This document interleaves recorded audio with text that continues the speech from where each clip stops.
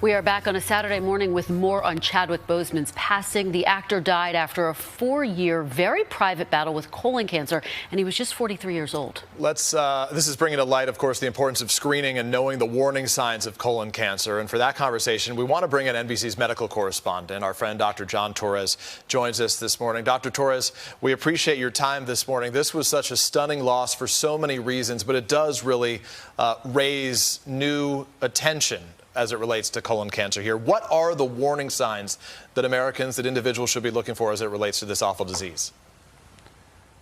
And good morning. And it's important that they look for these warning signs because the sooner you can treat colon cancer, like most cancers, the more successful it is, the easier it is to treat, and the more likely you are to recover from it. But here's some of the warning signs that we look at when it comes to colon cancer.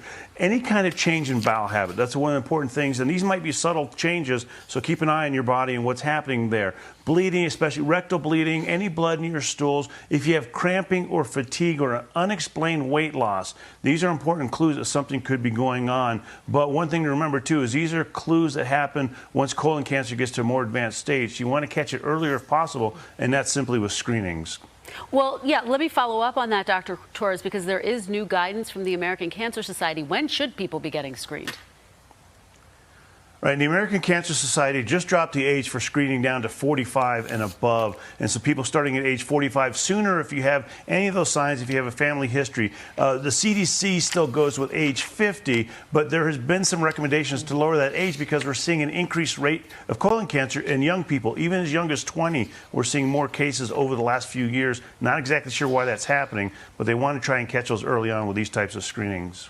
Of course, Chadwick Boseman was just 43 when he passed, had been fighting this privately for about 4 years now.